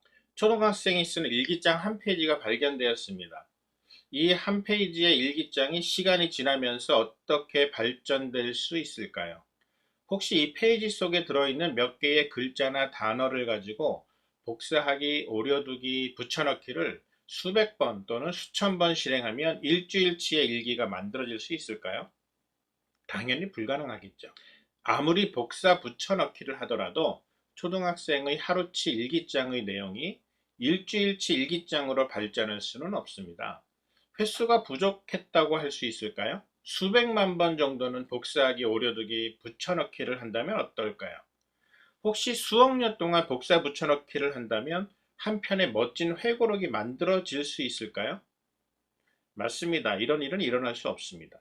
정보라는 것은 시간이 아무리 지나도 우연히 새로운 정보가 만들어지는 일은 일어나지 않습니다.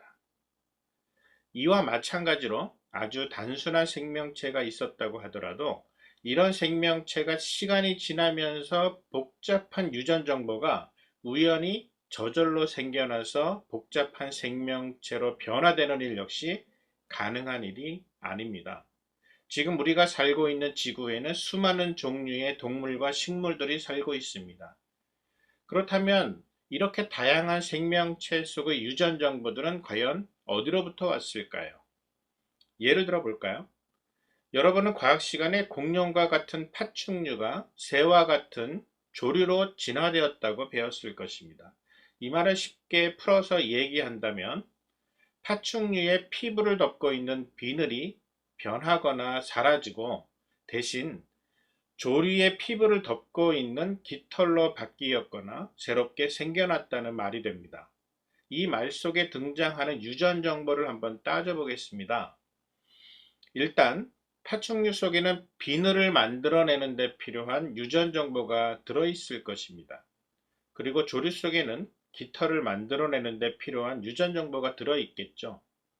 이 두 가지 유전 정보는 당연히 같을 수가 없습니다. 그러니까 파충류 속의 비늘 만들어내는 유전 정보를 짜깁기 한다고 해서 조류 속의 깃털을 만들어내는 유전 정보로 바뀌지 않는다는 뜻입니다. 단순히 비늘이냐 깃털이냐의 문제가 아닙니다. 더 복잡한 정보가 훨씬 더 많이 있습니다. 피부가 비늘인 동물과 깃털인 동물은 겉모습뿐만 아니라 알을 낳고 성장하며 살아가는 데 필요한 것들이 전혀 다릅니다. 그래서 이런 것들에 관계되는 유전 정보 역시 전혀 다르기 때문에 파충류는 파충류로 살게 되고 조류는 조류로 살게 되는 것입니다. 만일 어떤 과학자가 비늘로 덮인 파충류로부터 깃털로 덮인 조류가 진화되었다라고 말하려면 파충류 속에 비늘을 만드는 데 사용된 유전 정보가 어떻게 조류에게서 깃털을 만들어내는 유전 정보로 바뀌었는지를 그 메커니즘을 설명해야만 합니다. 이와 동시에 파충류와 조류 각각이 전혀 다르게 갖추고 있는 생식과 성장에 관여하는 장기나 생체 조직, 체계들이 어떻게 바뀔 수 있었는지 설명해야만 합니다. 아직까지도 이런 설명은 과학적으로 입증된 바가 없습니다. 고등학교 과학 시간에는 최초의 우연히 생겨난 생명체는 박테리아 수준의 아주 단순한 생명체라고 얘기하고 있습니다. 여기에서부터 새로운 유전 정보가 계속 생겨나면서 수많은 동물과 식물로 진화했고 인간에까지 이르렀다고 말하고 있습니다. 여러분, 인간의 유전 정보가 얼마나 복잡한지 아십니까? 20세기 말인 1990년부터 인간의 유전 정보를 알아내기 위해 인간 게놈 프로젝트가 시작되었습니다.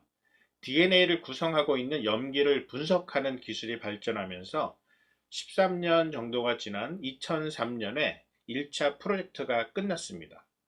여기에서 밝혀진 것은 사람 세포 한 개의 DNA에 들어있는 유전 정보는 1000페이지짜리 책 1000권 정도에 해당하는 분량이라는 것입니다. 이제 한 사람의 DNA 염기 순서 30억 개를 몇 시간이면 알아낼 수 있습니다. 최초의 생명체가 있었다고 하더라도 그 박테리아 수준의 유전 정보로부터 우연한 복사와 붙여넣기를 통해 1000페이지, 1000권 정도의 인간 DNA가 생겨날 가능성이 있을까요? 인간 게놈 프로젝트가 끝나고 나서 과학자들은 생명체의 유전 정보에 대해 많은 지식을 얻게 되었지만 역설적으로 인간의 유전 정보에 대하여 알고 있는 것보다 모르는 것이 훨씬 더 많다는 사실도 알게 되었습니다. 2013년은 DNA의 이중 나선 구조가 발견된 지 60주년이 되는 해였습니다. 이를 기념해서 세계적인 과학 잡지인 네이처에 DNA 특집이 실렸습니다. 그런데 그 특집 기사의 제목은 모르는 것들에 대한 축제였습니다. 이처럼 과학자들조차 생명체의 유전 정보에 대해서 모르는 부분이 훨씬 많다는 것은 인정하고 있습니다. 여러분, 돌연변이라는 말을 들어본 적이 있습니까? 생명체가 성장하고 번식하는 과정 중에 세포 안의 유전 정보가 복제되는 일이 반드시 필요합니다. 그런데 이 과정 중에 여러 가지 원인에 의해 일부 정보가 변형되거나 누락되는 일이 일어나면서 의도하지 않은 사건이 일어날 가능성이 있는데 이를 돌연변이라고 부릅니다. 진화론을 사실이라고 믿는 과학자들은 이런 돌연변이를 통해 조상 생물이 가지고 있던 유전 정보가 점점 새롭게 추가되면서 후손에게 복잡하고 새로운 유전 정보를 전달할 수 있을 것이라고 얘기합니다. 과연 그럴까요? 컴퓨터로 글자를 타이핑하는 예를 들어서 설명해 보겠습니다. 사실 컴퓨터를 사용하는 경우에 타이핑 실수가 종종 일어나기는 하지만 의도하지 않은 타이핑 실수를 반가워하는 사람은 없습니다. 여러분도 잘 알고 있는 것처럼 컴퓨터 소프트웨어에서는 타이핑 실수를 감지해서 자동으로 고쳐주는 기능이 들어있는 것을 볼 수 있습니다. 타이핑 실수의 예를 들어 보겠습니다. 컴퓨터로 예쁜 탁상용 자명종이라고 타이핑하려고 했는데 만일 키보드가 고장이 나서 자음이나 모음의 타이핑 순서가 제멋대로 바뀌어서 화면에 출력된다고 생각해 봅시다. 이런 경우에 화면에 이렇게 읽을 수 없는 문장이 출력될 가능성이 있겠죠.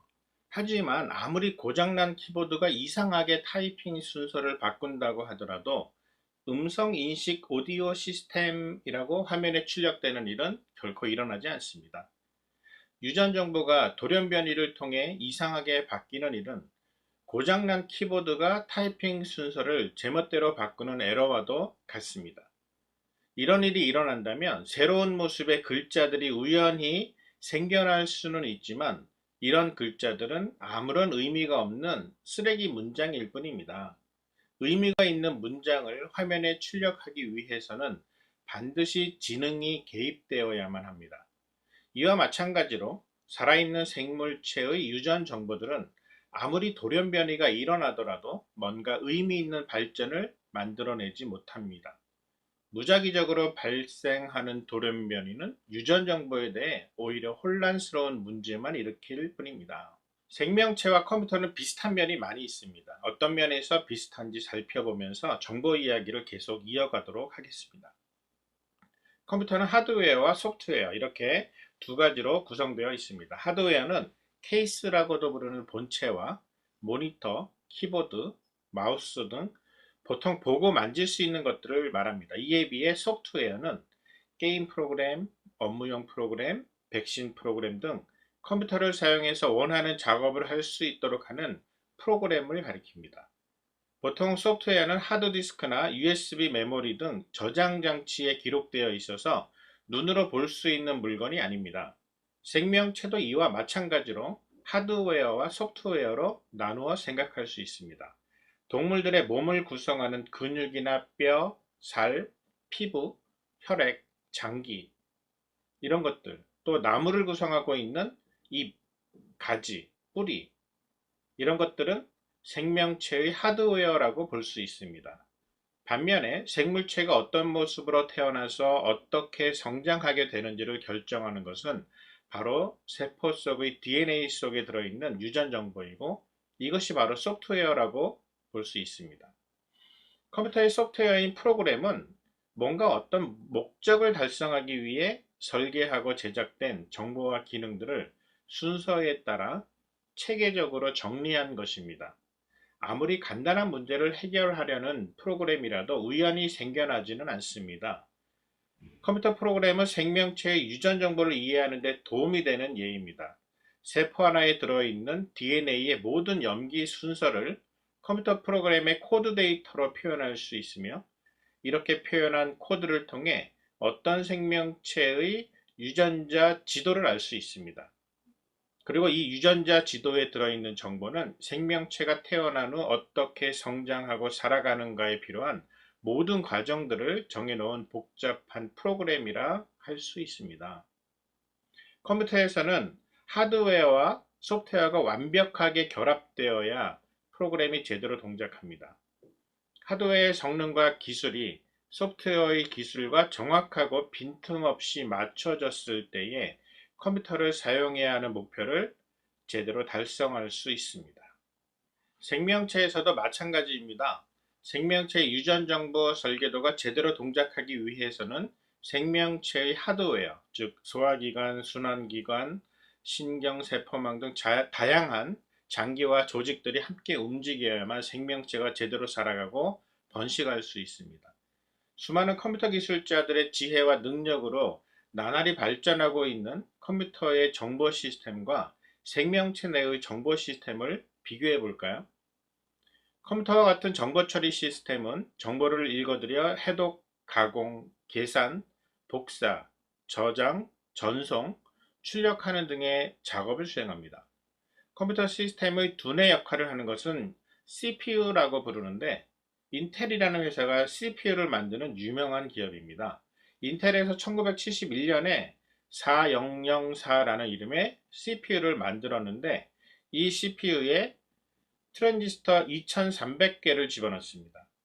20여 년이 지난 1992년에 펜티엄이라는 CPU를 만들었는데 여기에는 300만 개 정도의 트랜지스터를 집어넣습니다. 1400배 정도 더 정교해진 것입니다. 다시 20여 년이 지난 2015년에 나온 i7 5세대 CPU를 보면 19억 개 정도의 트랜지스터를 집어넣었습니다.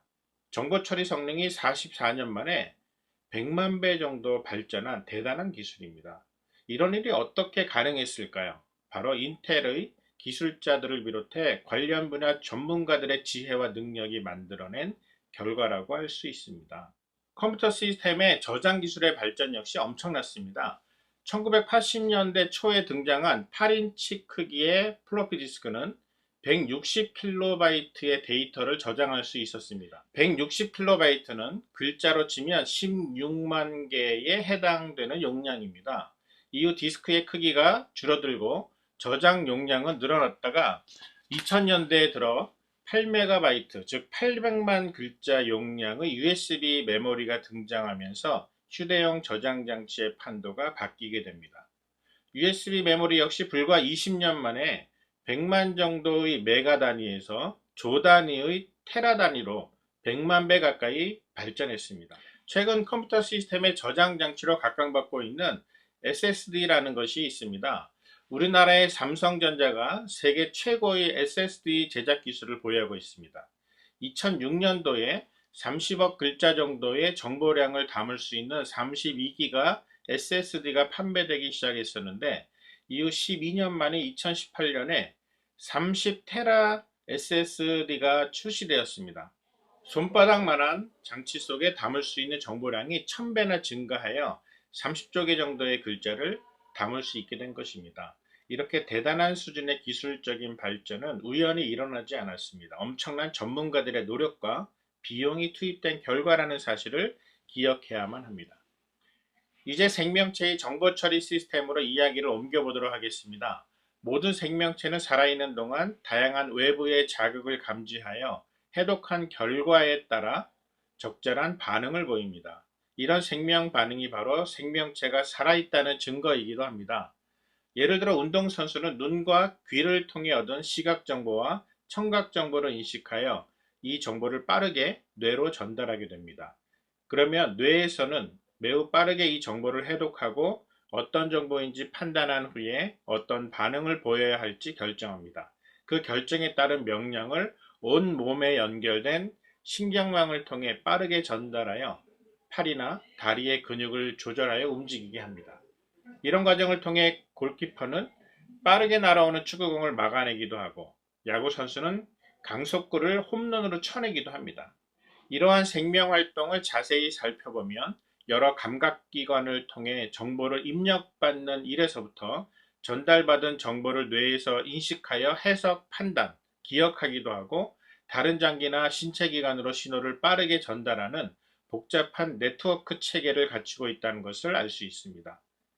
게다가 생명체가 유지되는 데 필요한 에너지를 확보하기 위해 음식의 섭취나 소화, 분해되는 과정이 진행되고 있으며 이렇게 확보한 양분들이 혈관을 통해 순환되며 발생된 노폐물을 배설하는 과정 모두가 엄청나게 복잡하고 정밀한 시스템으로 동작하고 있습니다.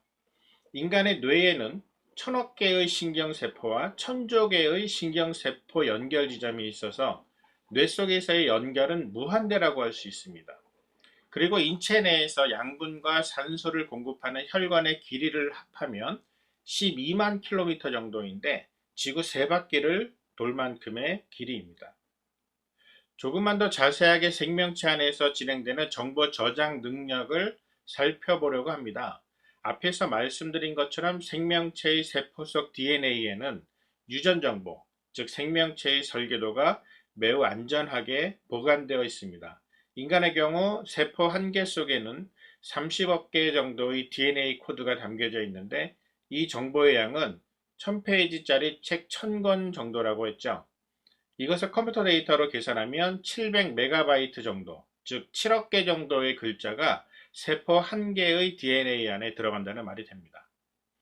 좀 전에 손바닥만한 SSD 메모리에 30조 개 정도의 글자를 담을 수 있는 기술이 개발되었다고 한 것을 기억하십니까? 30조 개 정도의 글자를 인간의 세포 속 DNA에 담을 수만 있다면 세포 몇 개가 필요할까요?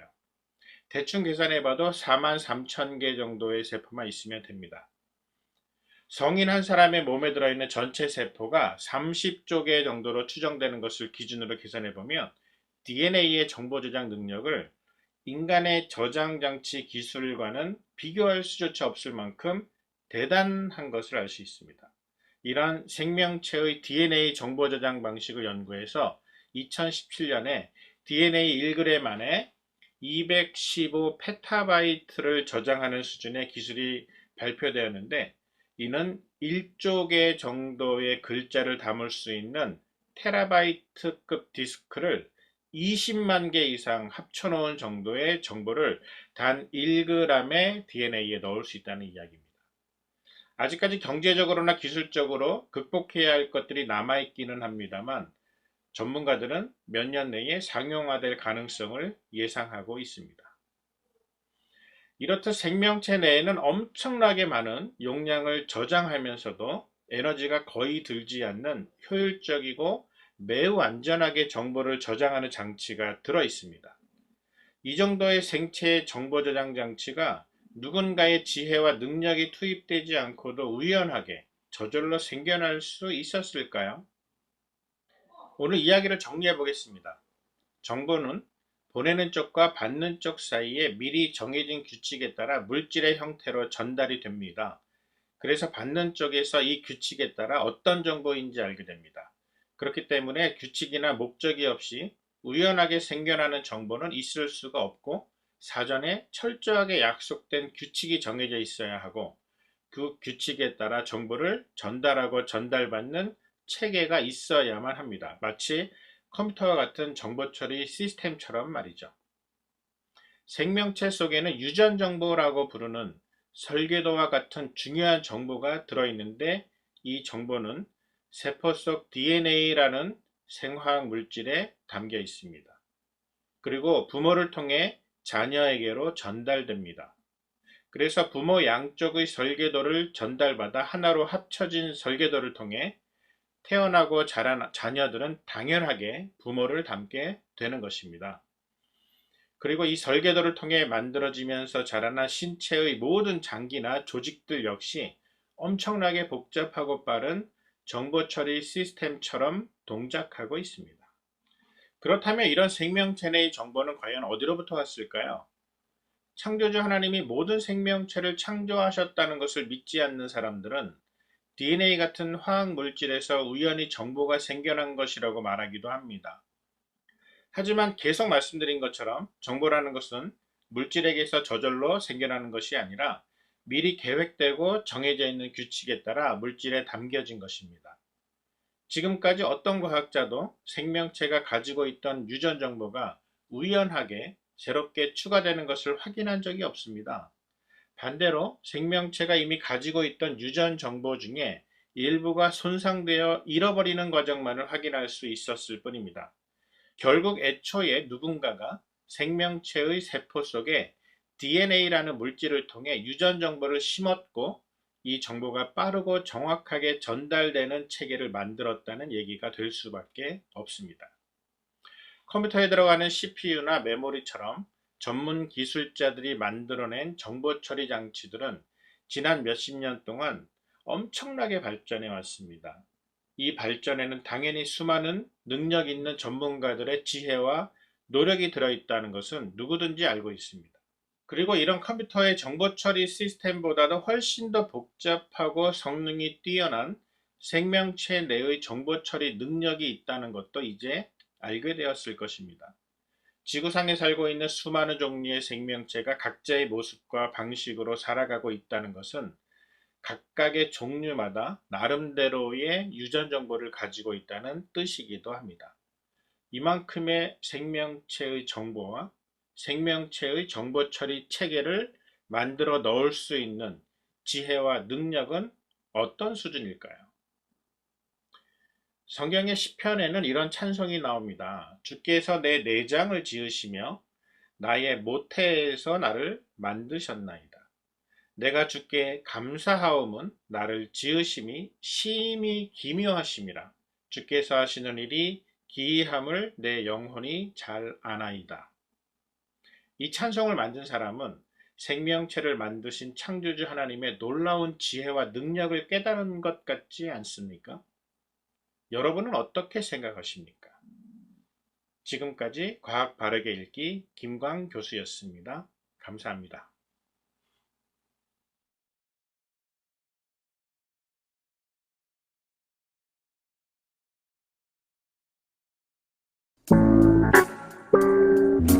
원장님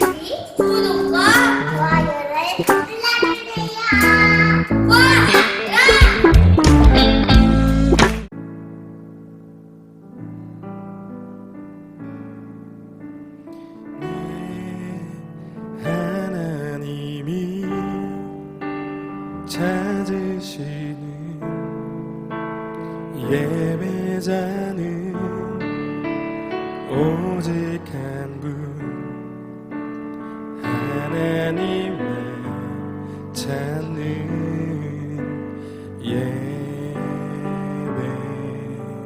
예배자. 내 하나님이 원하시는 예배자는 상한 영혼 깨어져 주만 찾는 예배자. 우리 같이 함께 찬양할까요? 내 하나님이 내 하나님이 찾으시는 예배자는 오직 한 분 하나님만 찾는 예배자. 내 하나님이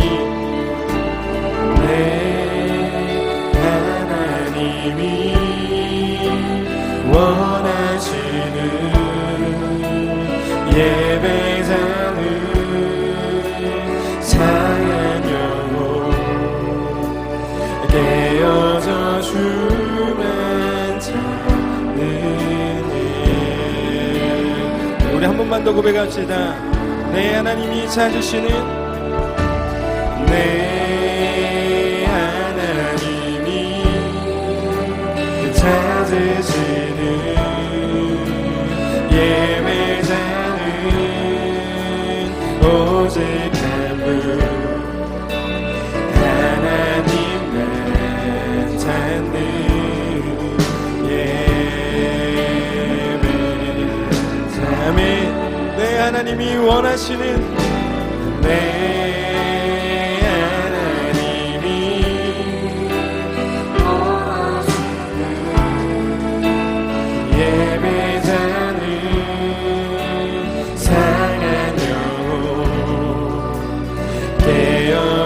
주만 찾는 예배자. 아멘. 존귀한 주의 이름, 존귀한 주의 이름 찬양합니다. 온 마음과 뜻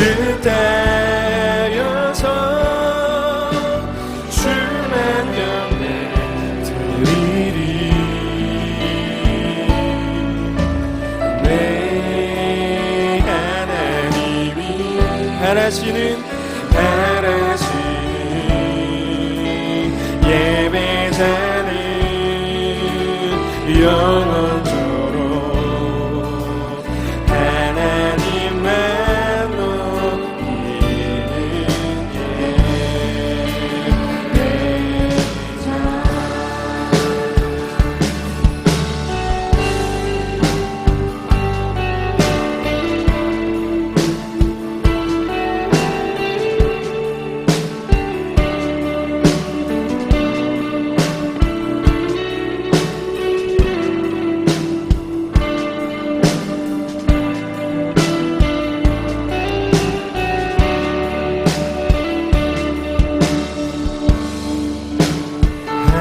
하나님이 원하시는 예배자는 상한 영혼 깨어져 주만 찾는 예배자.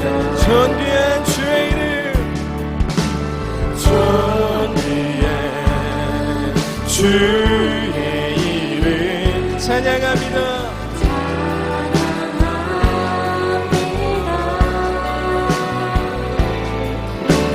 온 마음과 뜻하여서 주만 경배. 한 번 더 존귀한 주의 이름,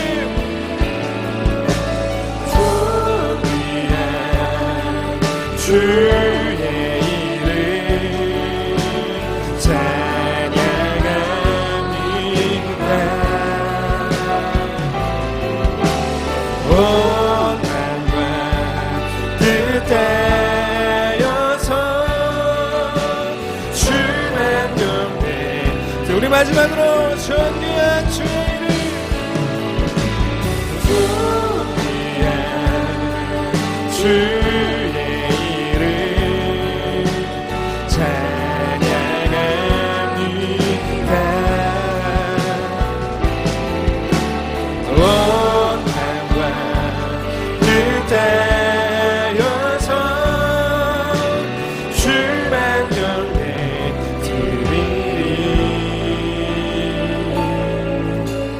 내 하나님이 바라시는 예배자는 영원토록 하나님만 높이는 예배. 여러분의 목소리로 한 번 더. 내 하나님이 내 하나님이 바라시는